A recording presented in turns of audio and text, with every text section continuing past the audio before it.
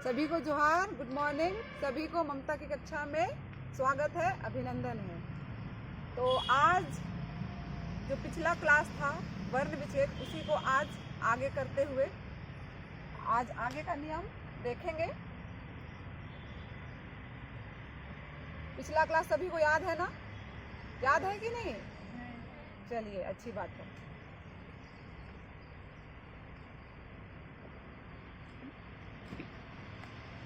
आज देखेंगे अनुस्वार युक्त शब्दों का वर्ण विच्छेद। अनुस्वार युक्त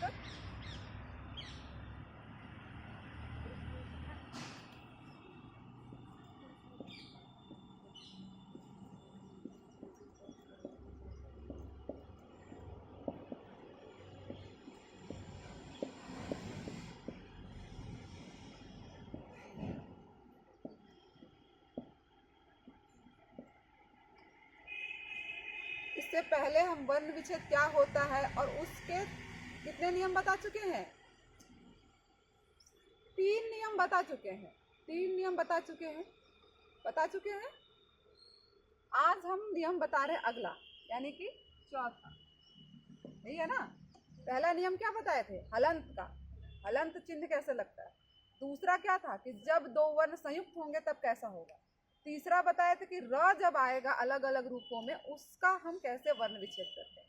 आज उसी में आगे बढ़ते हुए देखेंगे अनुस्वार युक्त शब्दों का वर्ण विच्छेद। आप सभी हेडिंग डाल लिए? अनुस्वार जो ये शब्द है, इससे आप क्या समझ पा रहे हैं? अनुस्वार ये जो शब्द है, उससे आप क्या समझ पा रहे हैं?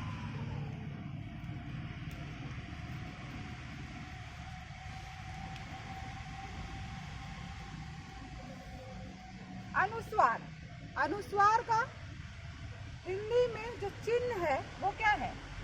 बिंदु। क्या है? यही ना? अनुस्वार को चिन्ह के रूप में हम अपने क्या लिखते हैं? बिंदु के रूप में लिखते हैं या नहीं लिखते हैं? तो अनुस्वार, एक अनुस्वार शब्द होता है और एक आएगा अनुनासिक। तो अनुस्वार से आप सब क्या समझते हैं? बताइए, कोई एक बताइए। अनुस्वार आपको पढ़ा चुके हैं ना, तो बताइए अनुस्वार क्या है? जिन शब्दों का उच्चारण में नाक पर अधिक बल लगता है, यानी उनका उच्चारण किससे होता है? नाक से होता है। किससे होता है? नाक से होता है। वो क्या कहलाते हैं? अनुस्वार। जैसे हिंदी, गंगा। गंगा नाक पर जा रहा है। नाक से निकल रहा है कि नहीं स्वर? स्वर मतलब उच्चारण निकल रहा है ना आपका। यानी इसी तरह अनुनासिक भी एक होता है। इसके बाद हम आपको अनुनासिक के बारे में बताएंगे, ठीक है ना? तो अभी हम लोग देखे हैं कि वर्ण विच्छेद किसका, अनुस्वार का हम वर्ण विच्छेद किस प्रकार से करेंगे। तो सभी जानते हैं कि अनुस्वार को चिन्ह के रूप में कैसे लिखते हैं? बिंदु के रूप में। कैसे लिखते हैं? बिंदु के रूप में।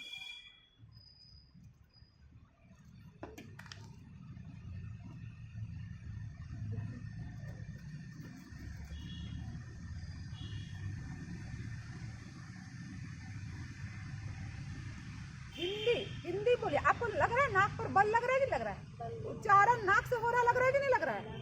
आप उसको खुद बोल के देखिए। हिंदी, गंगा, और ऐसे 2-4 शब्द बताइए। संसार हो रहा है ना? तब उन वर्णों का किस प्रकार विच्छेद होगा? मतलब जब हिंदी, मान लीजिए क्या है? हिंदी क्या है? हिंदी इस शब्द का वर्ण विच्छेद किस प्रकार करते हैं, वो आज हम क्या देखेंगे। ये तो पुराना है। हाँ, पहले भी बता चुके हैं कि हाँ क्या है? व्यंजन है।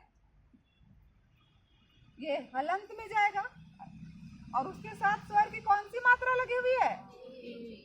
छोटी। हो गया? ये क्या है? ये अनुस्वार।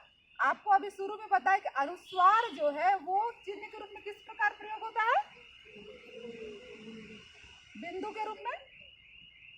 तो जब वर्ण विच्छेद करेंगे तो इसको पूरा लिख देंगे क्या, अनुस्वार। क्या लिख देंगे? अब ये क्या है, तो ये द व्यंजन है, व्यंजन जो है वो हलंत में जाता है। और सभी को क्लियर है? चलिए नोट करिए। हाँ सॉरी, ये छोटी ई है और बड़ी ई की मात्रा लगा दिए हैं। चलो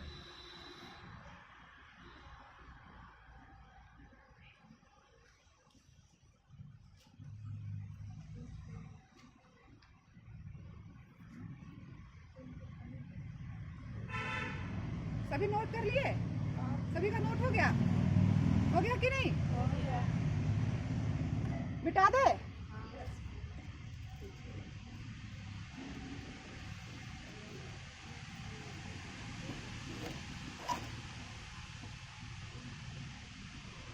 इसी तरह एक और शब्द लेते हैं,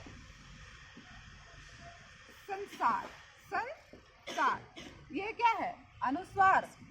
अनुस्वार और अनुनासिक में आपको बिंदु और चंद्र बिंदु ही देखने को मिलेगा, लेकिन उच्चारण पर आपको फर्क पता चलेगा। जैसे संसार, इसमें लग रहा है ना मुंह फाड़ रहे हैं आप, संसार नहीं, लेकिन आंधी, मुंह फट रहा है कि नहीं फट रहा आपका, मुंह खुल रहा है, आंधी ऊंचा, मुंह का आ रहा है बल, मतलब उसमें नाक और मुंह दोनों से उच्चारण हो रहा है, लेकिन इसमें संसार इतना मुंह फाड़ रहे हैं ना, नहीं ना फाड़ रहे, आंधी में फाड़ रहे कि नहीं? अब बोल कर देखिए, आंधी और संसार, अंतर समझ में आ रहा है ना? तो संसार, संसार, इसके लिए मुंह फाड़ रहे हैं आप ज्यादा नहीं ना, बिल्कुल नहीं ना।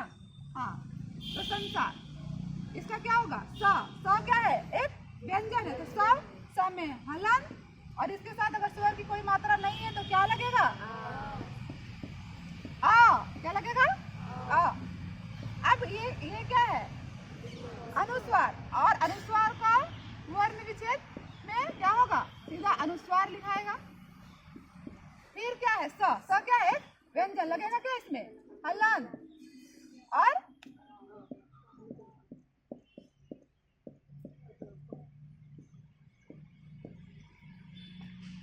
वर्ण विच्छेद, ठीक है ना।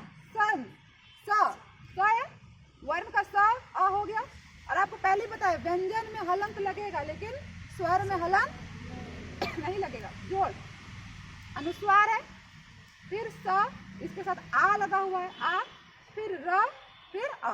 क्लियर हो गया? अगर इस तरह का शब्द आपको वर्ण विच्छेद के लिए मिलेगा तो किसी को कोई दिक्कत होगा नहीं। चलिए लिख लीजिए, नोट कर लीजिए।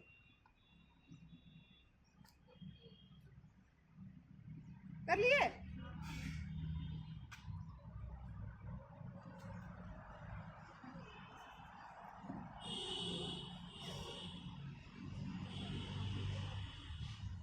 अगर समझ में नहीं आता आप पूछेंगे, बेझिझक पूछेंगे, ठीक है ना।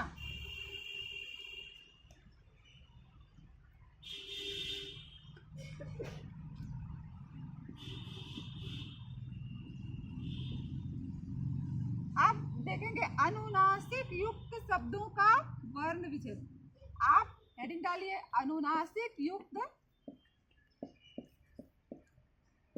शब्दों का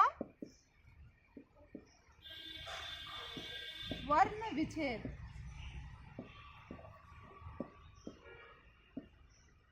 अनुनासिक युक्त शब्दों का वर्ण विच्छेद।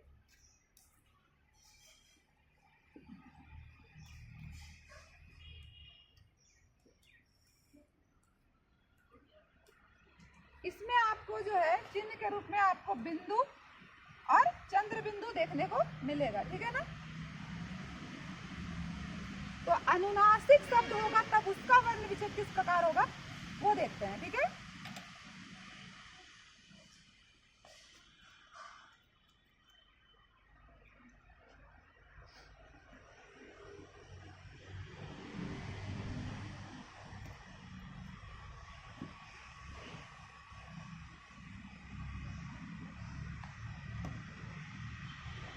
जैसे कि उदाहरण लेते हैं अनुनासिक का, आंधी, ये क्या है,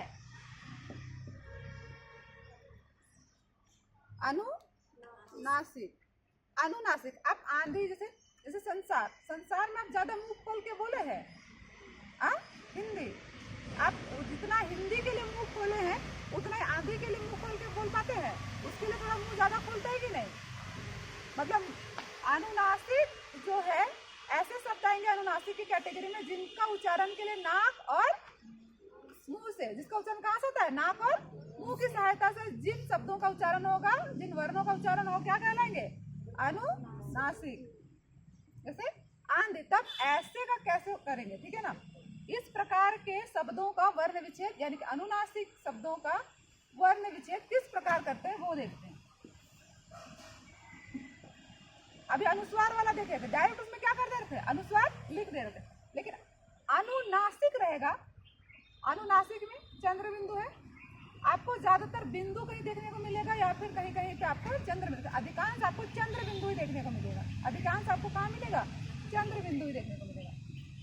तब क्या करेंगे, इसमें करना है कि जिस स्वर है, स्वर के ऊपर जो आ है उसको वैसे ही छोड़ देना, ऐसे ही छोड़ देना है। चंद्र बिंदु किसके ऊपर लगेगा, स्वर के ऊपर। चंद्र बिंदु किसके ऊपर लगेगा, स्वर। इसमें स्वर कौन सा है, आ है, तो चंद्र बिंदु किसके ऊपर लग गया, ध। ध क्या है, व्यंजन, इसके साथ में हलंत लग जाएगा। कौन सी है, आंधी का वर्ण विच्छेद होगा आ में चंद्र बिंदु जोड़, धा में हलंत जोड़ ई, आंधी, आंधी, संसार, हिंदी। आप बोल रहे हैं तो उच्चारण में फर्क पड़ रहा है ना। आप बोल कर देखिए, हिंदी नाक पर लग रहा है, मुंह का उतना बल नहीं लग रहा है, लेकिन आंधी, मुंह खुल रहा है, आंधी, ऊंचा, ऐसे होगा ना। चलिए इसको नोट करिए।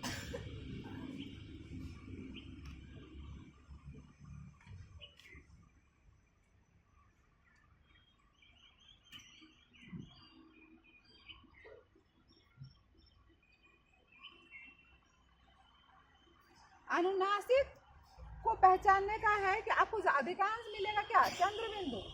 बहुत कम में मिलेगा आपको, बहुत कि जिसमें बिंदु रहेगा, लेकिन अधिकांश में क्या मिलेगा आपको, चंद्र बिंदु। तो इस तरह का अगर आप वर्ण विच्छेद देखने को मिलेगा तो आप इस प्रकार करेंगे। स्वर के ऊपर जो चंद्र बिंदु उसको लगाना है, उसके बाद पहले जैसा सिखाए हैं वर्ण विच्छेद करना बिल्कुल वैसे ही है, कॉमन है ना। एक और एग्जाम्पल देखते हैं।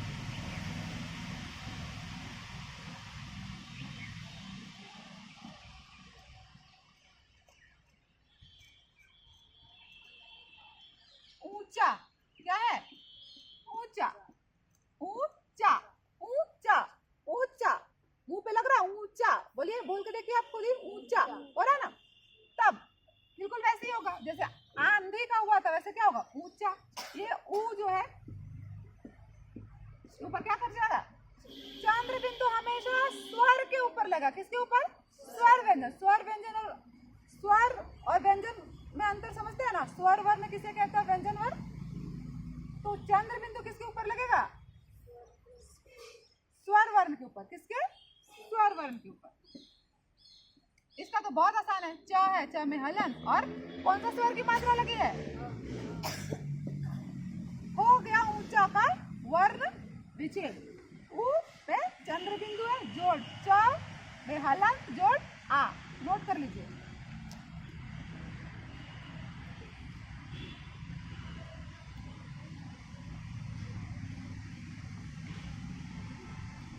हो गया।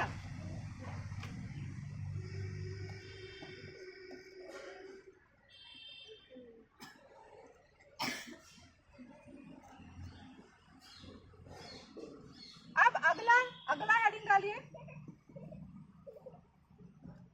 संयुक्त व्यंजन। संयुक्त व्यंजन कौन कौन है,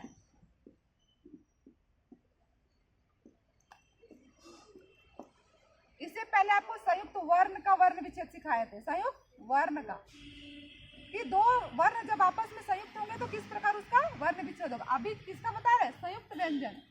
हिंदी में आप संयुक्त व्यंजन पढ़े हैं ना। संयुक्त व्यंजन का वर्ण विच्छेद किस प्रकार करेंगे, हेडिंग दीजिए।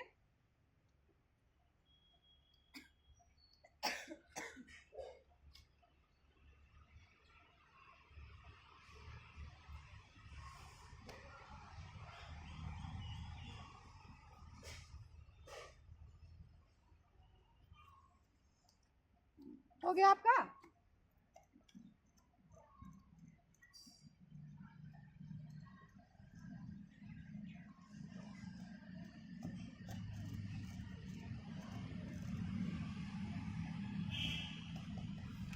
जैसे संयुक्त व्यंजन क्या है?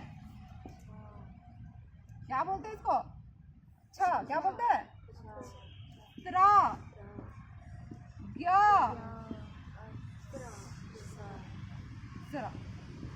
इनका अगर शब्दों में इन वर्णों का प्रयोग रहेगा तब वर्ण विच्छेद कैसा होगा वो देखते हैं। तो ये किसमें टूटेगा? और इसको कौन सा सा बोलते हैं? पेटकटा सा। हाँ, इसको पेटकटा सा भी बोलते हैं और क्या बोलते हैं? मूर्धन्य सा। इसको मूर्धन्य सा भी बोलते हैं और हम लोग बचपन में सीखे हैं इसको पेटकटा सा ही बोलते हैं। ये क्या है? त्र। त्र किसमें टूटेगा? ता और ता और ज्ञ किसमें टूटता है? ज और स्र। ये कौन सा सा है? सरीफा वाला सा। गुड, ये सरीफा वाला सा है। सरीफा वाला सा या तालव्य सा। इस सा को क्या बोलते हैं? तालव्य सा। और आप अपनी आसान भाषा में समझते क्या? सरीफा वाला सा। सर रम। तो अक्षा टूटता है क और मूर्धन्य सा जिसे आप पेटकटा सा कहते हैं। त्र, ता और र में, और ज्ञ, ज और य में, और स्र तालव्य सा या सरीफा वाला सा और र में टूटता है। इसे नोट कर लीजिए आप लोग पहले, फिर इसका उदाहरण देखेंगे एक एक करके, ठीक है ना? नोट करिए पहले।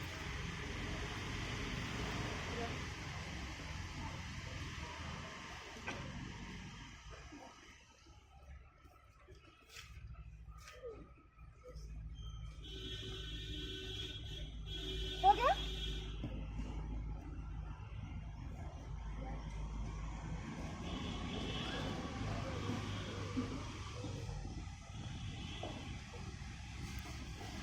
जैसे अभी हम बताएं कि छ जो है किसमें टूटेगा?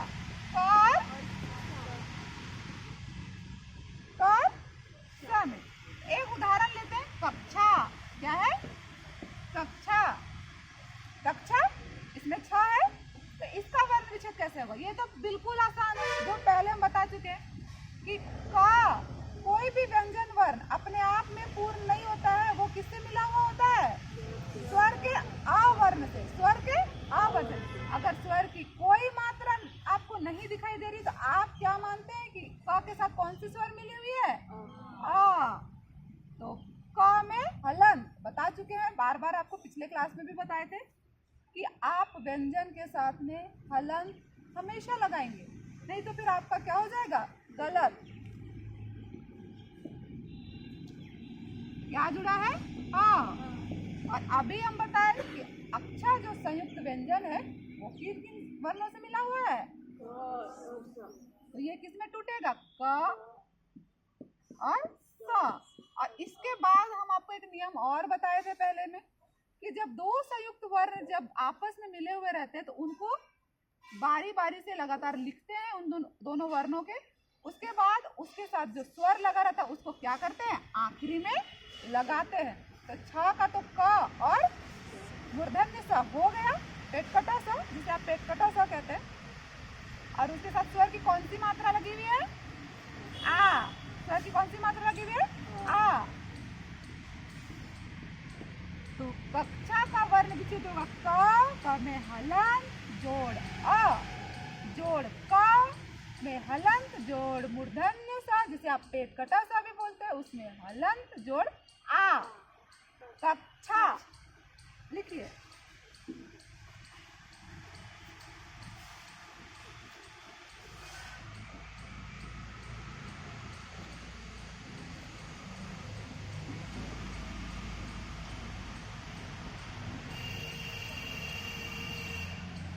लिख लिए?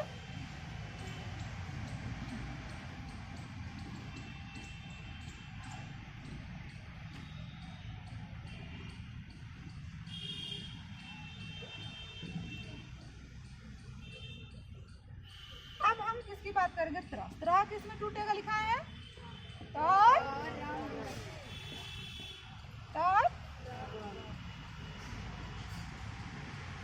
आप सब एक दूसरे के मित्र हैं, मित्र है ना?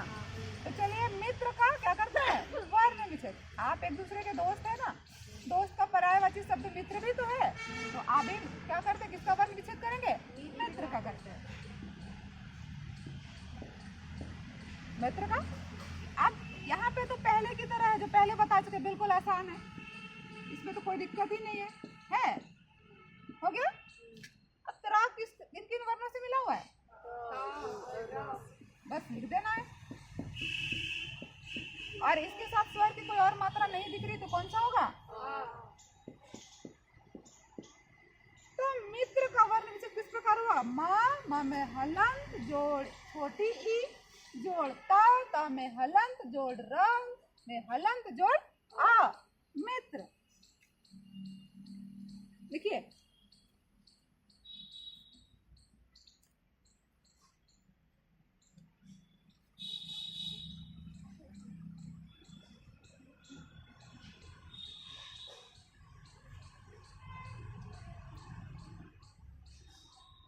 हो गया, सभी का हो गया, नोट कर लिए, मिटा रहे हैं, ठीक है?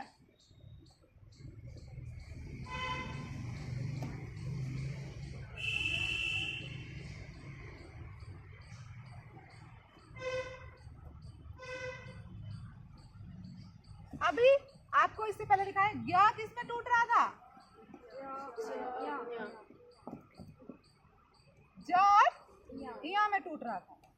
एक शब्द लेते हैं। आप अभी सभी लोग जेसीसी सीजीएल और जेसीसी उत्पाद की तैयारी कर रहे हैं।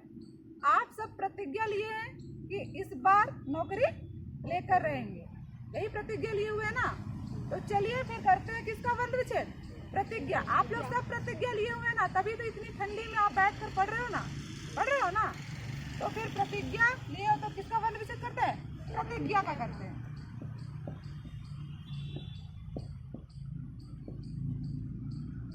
आसान है।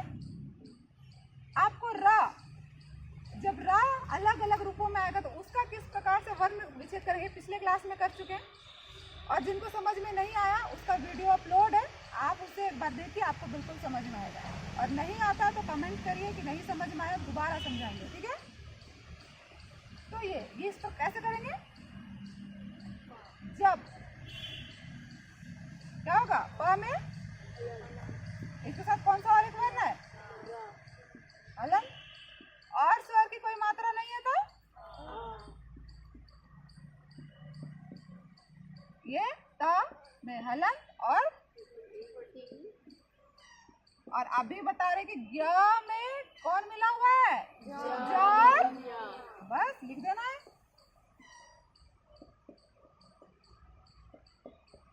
और ज्ञ के साथ स्वर की कौन सी मात्रा दिख रही है आपको? आ से आम। आम किसको किसको पसंद है? तो लिख देंगे क्या?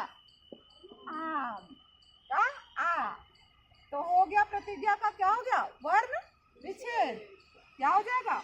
प में हलंत जोड़ र में हलंत जोड़ आ जोड़ त में हलंत जोड़ ई जोड़ ज में हलंत जोड़ इया में हलंत जोड़ आ। हो गया? नोट करिए।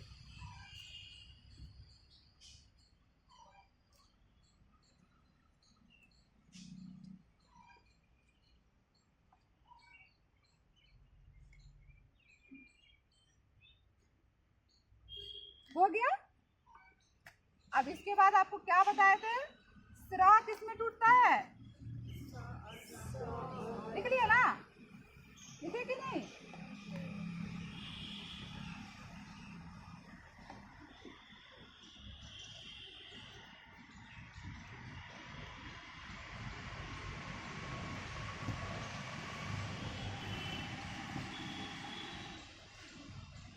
बताए स्रा किसमें टूटा?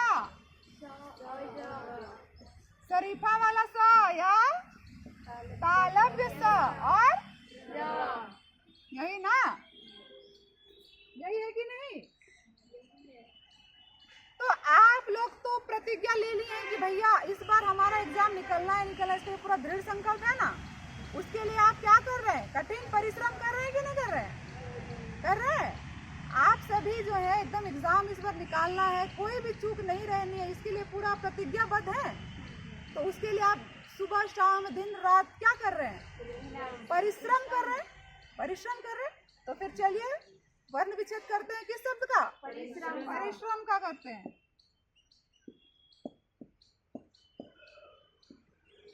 बिल्कुल आसान है। प का क्या हो जाएगा? प में हलन जोड़ आ।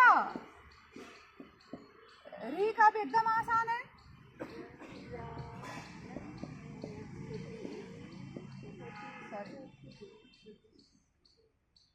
बिल्कुल कोई भी व्यंजन वर्ण है उसके साथ क्या लगा रहता है? अगर कोई स्वर की मात्रा नहीं है तो क्या है? अ। बिल्कुल क्लियर है। प आ हो गया। रा में हलन और उसके साथ साफ साफ कौन दिख रहा है? छोटी ही दिख रही है, दिख रही है। और अभी अभी हम देख रहे हैं कि स्रा जो है किसमें टूटेगा? बिल्कुल लिख देना है वैसे ही। स और रा और स्वर की और कोई मात्रा नहीं है तो क्या हो जाएगा? और माँ व्यंजन है उसके साथ और स्वर की कोई मात्रा नहीं है तो क्या हो जाएगा? ये पिछला क्लास आपको अच्छे से सिखा चुके हैं। तो परिश्रम का हो गया आपका वर्ण विच्छेद। प में हलंत जोड़ अ जोड़ र में हलंत जोड़ छोटी ई जोड़ सा, यानी इसको कौन सा बोलते हैं? तालव्य स, या आपका वाला आपकी आसान भाषा में शरीफा वाला सा। जोड़ र में हलंत जोड़ अ जोड़ म में हलंत जोड़ अ। नोट कर लीजिए।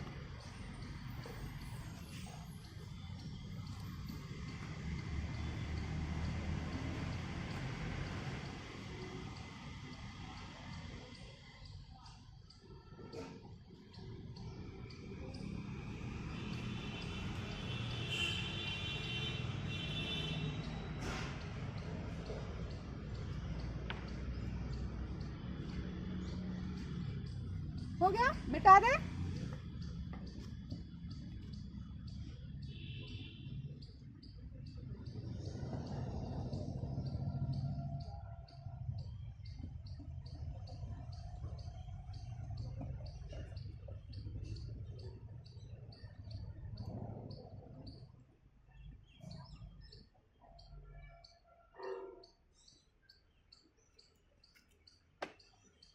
अब अगला हेडिंग विसर्ग युक्त शब्दों का वर्ण विच्छेद। किसका?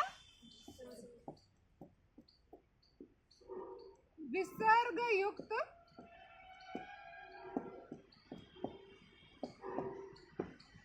शब्दों का वर्ण विच्छेद।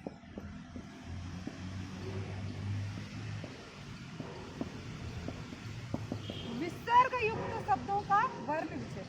हेडिंग डालिए फिर लिखाते हैं आपको।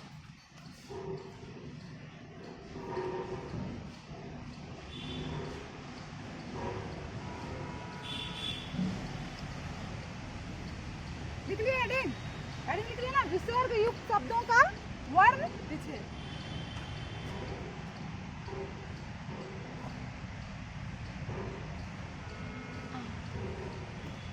इसमें बिल्कुल इससे पहले आपको अनुस्वार के लिए बताए थे कि अनुस्वार शब्द का वर्ण विच्छेद करते थे तो अनुस्वार की जगह पे डायरेक्ट क्या लिख देते थे? अनुस्वार लिख देते थे ना, अनुस्वार। उसी तरह विसर्ग युक्त शब्दों के लिए विसर्ग ही लिखाता है। आप लोग कब उठते हैं? प्रातः उठते हैं नहीं? कितने बजे प्रातः उठते हैं आप लोग? 3 बजे? 4 बजे उठते हैं? चलिए अच्छा है। एक विद्यार्थी को उठ जाना चाहिए क्या? ब्रह्म मुहूर्त में उठ जाना चाहिए ना। तो आप प्रातः, तो प्रातः कैसा होता है? ऐसे ही लिखाता है ना, प्रातः। ये क्या है? विसर्ग कहलाता है कि नहीं? विसर्ग का चिन्ह किस प्रकार है? तो ऐसा जब शब्द आएगा तब ऐसे शब्दों का वर्ण विच्छेद किस प्रकार करेंगे ये हम देखते हैं। ये तो पहले ही है, क्लियर है ना आपको? ये क्या चला जाएगा? प में हलन, र में हलन जोड़ आ। यहाँ तक तो किसी को क्लियर है ना? सभी को? तो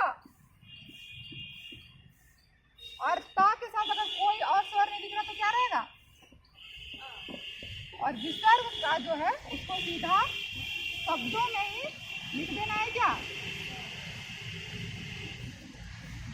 अनुस्वार, याद रखिएगा, अनुस्वार और विसर्ग, इसमें पूरा शब्दों में ही अनुस्वार क्या हो जाएगा, लिखाएगा। इसका कोई चिन्ह का उपयोग नहीं होगा वर्ण विच्छेद करते समय। जिस प्रकार से प्रातः, प्रातः ये तो पहला जो दूसरा नियम आपको सिखाए गए वो नियम बताए थे ना कि र किस रूप में आता है, तब कैसे होता है। तो प्रातः का जो है वर्ण विच्छेद होगा पा में हलन जोड़ रा में हलन जोड़ आ जोड़ ता में हलन जोड़ आ जोड़ विसर्ग। इस प्रकार से वर्ण विच्छेद का जो क्लास है, ये वर्ण विच्छेद जो टॉपिक था वो क्या हो गया है, समाप्त। वो क्या हो गया है, समाप्त। आप रिवीजन करेंगे, आप देखेंगे कि आपको समझ में आया है या नहीं, आपका सभी शब्दों का वर्ण विच्छेद हो पा रहा है या नहीं। और हाँ, बता दे रहे हैं आपको, वर्ण विच्छेद जो है बहुत इंपॉर्टेंट है समझने के लिए। किसको? संधि विच्छेद को। समझने के लिए किसको? संधि विच्छेद को। जब तक आप वर्ण विच्छेद नहीं समझ पाएंगे ना, आप संधि विच्छेद को आसानी से थोड़ा नहीं समझ पाइएगा। ये आपको जब संधि की क्लास लेंगे तब आपको वर्ण विच्छेद का महत्व पता चलेगा। तो सभी से कह रहे हैं कि आप वर्ण विच्छेद को अच्छी तरह समझेंगे और सीखेंगे, और आप जितना से अधिक शब्दों का वर्ण विच्छेद करिए, तो प्रैक्टिस करिए। चलिए फिर सभी को धन्यवाद, जोहार।